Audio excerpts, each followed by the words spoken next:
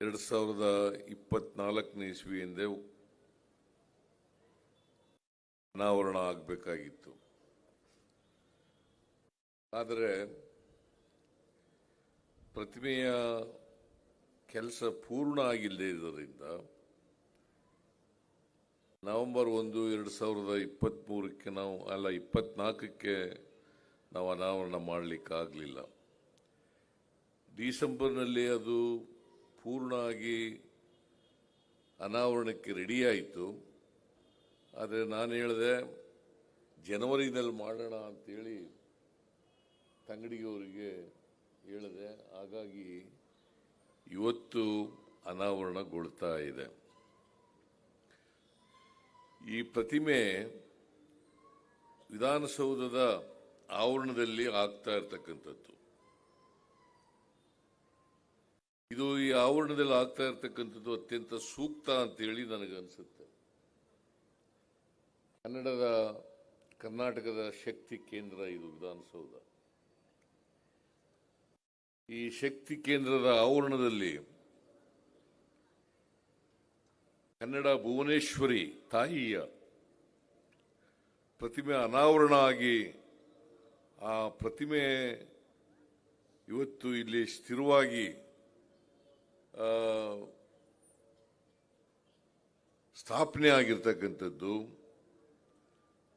ಬಹುಶಃ ಇದು ಎಲ್ಲ ಕನ್ನಡಿಗರಿಗೆ, ಕರ್ನಾಟಕದ 7 ಕೋಟಿ ಜನ ಕನ್ನಡಿಗರಿದ್ದಾರೆ, ಅವರೆಲ್ಲರಿಗೂ ಕೂಡ ಹೆಮ್ಮೆಯ ದಿನ.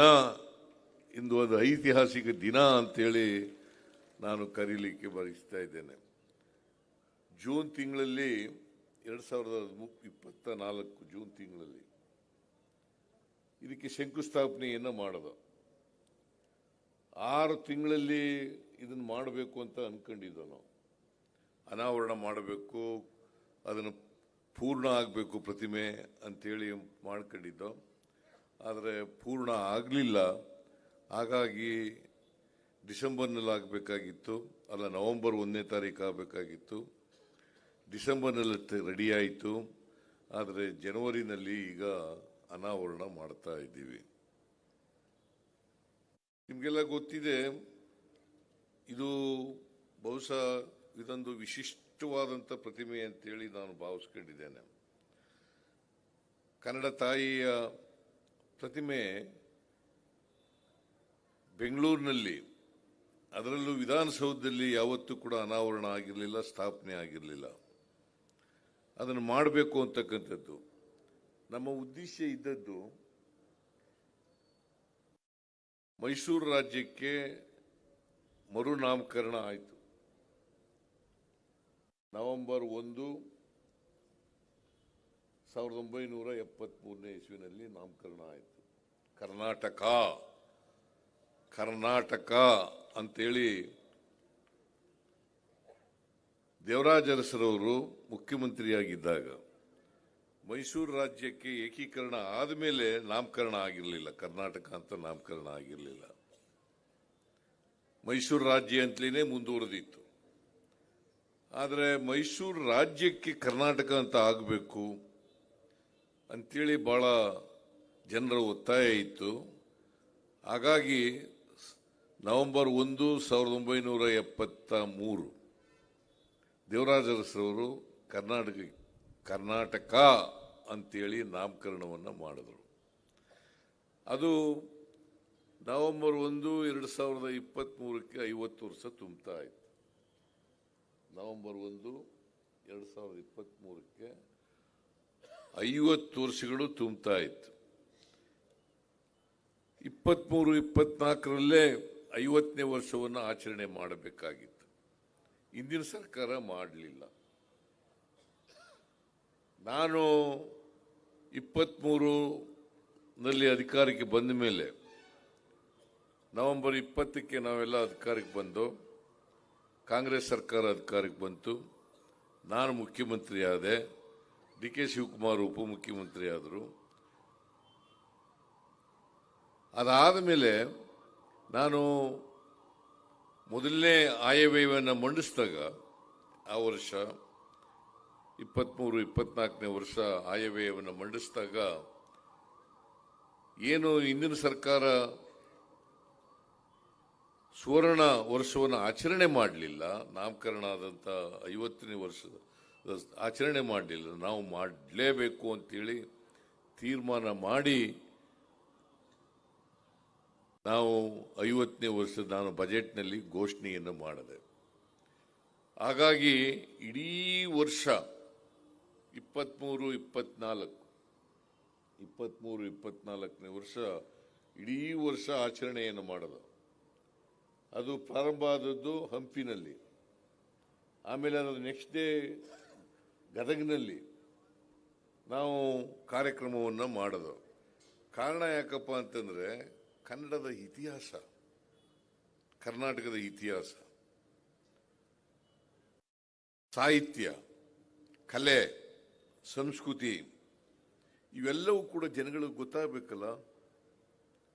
ಯಾಕಂತಂದರೆ ಪ್ರತಿಯೊಬ್ಬರಿಗೂ ಕೂಡ ನಮ್ಮ ನಾಡಿನ ಇತಿಹಾಸ ಗೊತ್ತಾಗಬೇಕು, ನಮ್ಮ ಭಾಷೆಯ ಇತಿಹಾಸ ಗೊತ್ತಾಗಬೇಕು, ನಮ್ಮ ಕಲೆಯ ಇತಿಹಾಸ ಗೊತ್ತಾಗಬೇಕು, ನಮ್ಮ ಸಂಸ್ಕೃತಿಯ ಇತಿಹಾಸ ಪ್ರತಿಯೊಬ್ಬರಿಗೂ ಕೂಡ ಗೊತ್ತಾಗಬೇಕು. ಜೊತೆಗೆ ಎಲ್ಲ ಕನ್ನಡಿಗರಿಗೂ ಕೂಡ ನಮ್ಮ ಮಾತೃಭಾಷೆ ಅಂತಕ್ಕಂಥ ಅಭಿಮಾನ ಪ್ರತಿಯೊಬ್ಬರಲ್ಲೂ ಕೂಡ ಮೂಡಬೇಕು, ಬೆಳೀಬೇಕು, ಅದನ್ನು ರಕ್ಷಣೆ ಮಾಡ್ತಕ್ಕಂಥ ಕೆಲಸವನ್ನು ಮಾಡಬೇಕು ಅಂತಕ್ಕಂಥದ್ದು ನಮ್ಮ ಉದ್ದೇಶ. ಅದಕ್ಕೋಸ್ಕರ ಕರ್ನಾಟಕ ಸಂಭ್ರಮ ಅಂತಕ್ಕಂಥ ಹೆಸರಿನಲ್ಲಿ ಇಡೀ ರಾಜ್ಯದಲ್ಲಿ ಕನ್ನಡದ ರಥ, ಇಡೀ ರಾಜ್ಯದಲ್ಲಿ ಕನ್ನಡದ ರಥ ಎಲ್ಲ ಜಿಲ್ಲೆಗಳಲ್ಲೂ ಕೂಡ ಪ್ರವಾಸ ಮಾಡಿ ಕನ್ನಡಿಗರಿಗೆ ಕನ್ನಡದ ಬಗ್ಗೆ ಅಭಿಮಾನ ಮೂಡಿಸ್ತಕ್ಕಂಥ ಕೆಲಸವನ್ನು, ಪ್ರೀತಿ ಹುಟ್ಟಿಸ್ತಕ್ಕಂಥ ಕೆಲಸವನ್ನು, ಗೌರವ ಹುಟ್ಟಿಸ್ತಕ್ಕಂಥ ಕೆಲಸವನ್ನು ಮಾಡೋದೋ ಅಂತಕ್ಕಂಥ ಮಾತುಗಳನ್ನು ಈ ಸಂದರ್ಭದಲ್ಲಿ ಹೇಳಲಿಕ್ಕೆ ಬಯಸ್ತಾ ಇದ್ದೇನೆ. ಇವತ್ತು ಈ ನಾಡ ದೇವತೆ ಭುವನೇಶ್ವರಿ ಪ್ರತಿಮೆ ಇದೆಯಲ್ಲ, ಸುಮಾರು 25 ಅಡಿ ಎತ್ತರದ ಕಂಚಿನ ಪ್ರತಿಮೆ, 25 ಅಡಿ ಎತ್ತರದ ಕಂಚಿನ ಪ್ರತಿಮೆ ಬಹಳ ಸುಂದರವಾಗಿ ಬಂದಿದೆ. ಅದನ್ನು ತಯಾರು ಮಾಡಿದಂಥ ಪ್ರತಿಮೆ ತಯಾರು ಮಾಡಿದಂಥವರಿಗೆ ಅವ್ರ ಹೆಸರೇನು? ಶ್ರೀಧರ್. ನಾನು ಇದು 3ನೇ ಮೂರ್ತಿ ಉದ್ಘಾಟನೆ ಮಾಡ್ತಾ ಇರ್ತಕ್ಕಂಥದ್ದು. ಶ್ರೀಧರ್ ಅವರು ಬಹಳ ಅಚ್ಚುಕಟ್ಟಾಗಿ ಮಾಡಿಕೊಟ್ಟಿದ್ದಾರೆ. ಅವರಿಗೆ ನಾನು ಸರ್ಕಾರದ ಪರವಾಗಿ, ಕನ್ನಡ ನಾಡಿನ ಎಲ್ಲ ಜನರ ಪರವಾಗಿ ಅಭಿನಂದನೆಗಳನ್ನು ಸಲ್ಲಿಸಲಿಕ್ಕೆ ಬಯಸ್ತಾ ಇದ್ದೇನೆ. ಅವರಿಗೆ ಆಯುಷ್ ಆರೋಗ್ಯ ಕೊಡ್ಲಿ ಭುವನೇಶ್ವರಿ ಅಂತಕ್ಕಂಥ ಪ್ರಾರ್ಥನೆಯನ್ನು ಈ ಸಂದರ್ಭದಲ್ಲಿ ಮಾಡಲಿಕ್ಕೆ ಬಯಸ್ತಾ ಇದ್ದೇನೆ. ನಾವೆಲ್ಲರೂ ಕೂಡ ಕರ್ನಾಟಕದವರು, ಕನ್ನಡದ ಜಲ, ನಮ್ಮೆಲ್ಲರ ಕರ್ತವ್ಯ ಕನ್ನಡ ನಾಡಿನ ನೆಲ, ಜಲ, ಭಾಷೆ, ಕಲೆ, ಸಾಹಿತ್ಯ, ಸಂಸ್ಕೃತಿ ಇದನ್ನು ಮೈಗೂಡಿಸ್ಕೊಳ್ಬೇಕಾಗಿರ್ತಕ್ಕಂಥದ್ದು ಮತ್ತು ಅದನ್ನು ಬೆಳೆಸಬೇಕಾಗಿರ್ತಕ್ಕಂಥದ್ದು, ಅದನ್ನು ಅಭಿಮಾನದಿಂದ ಕಾಣ್ತಕ್ಕಂಥದ್ದು ನಮ್ಮೆಲ್ಲರ ಕರ್ತವ್ಯ ಅಂತಕ್ಕಂಥ ಮಾತುಗಳನ್ನು ಈ ಸಂದರ್ಭದಲ್ಲಿ ಹೇಳಲಿಕ್ಕೆ ಬಯಸ್ತಾ ಇದ್ದೇನೆ. ಅದಕ್ಕಾಗಿ ಇಡೀ ರಾಜ್ಯದಲ್ಲಿ ಕರ್ನಾಟಕ ಹೆಸರಾಯಿತು, ಕನ್ನಡ ಉಸಿರಾಗಲಿ ಅಂತಕ್ಕಂಥ ಘೋಷ ವಾಕ್ಯದೊಡನೆ ಕರ್ನಾಟಕ ಹೆಸರಾಯಿತು ಕರ್ನಾಟಕ, ಹೆಸರಾಯಿತು ಕರ್ನಾಟಕ, ಉಸಿರಾಯಿತು ಕನ್ನಡ. ಕನ್ನಡ ನಮ್ಮ ಉಸಿರಾಗಬೇಕು, ಅದು ಕನ್ನಡ. ಕಾರಣ ಯಾಕಪ್ಪ ಅಂತಂದ್ರೆ ನಾವೆಲ್ಲೇ ಹೋದ್ರೂ ಕೂಡ ಕರ್ನಾಟಕದ ಮೂಲೆ ಮೂಲೆಗಳಲ್ಲಿ ನಾನು ಕನ್ನಡಿಗ, ನನ್ನ ಮಾತೃಭಾಷೆ ಕನ್ನಡ ಅಂತಕ್ಕಂಥ ಹೆಮ್ಮೆ, ಅದೊಂದು ಆ ಗೌರವ, ಆ ಅಭಿಮಾನ ಪ್ರತಿಯೊಬ್ಬ ಕನ್ನಡಿಗರಲ್ಲೂ ಕೂಡ ಬರಬೇಕು. ಅದು ಬಂದಾಗ ಮಾತ್ರ ಕನ್ನಡ ಭಾಷೆ ಸಾರ್ವಭೌಮ ಭಾಷೆ ಆಗಲಿಕ್ಕೆ ಸಾಧ್ಯ. ನಮ್ಮ ಭಾಷೆಯಲ್ಲಿ ಕಲಿಬೇಕು,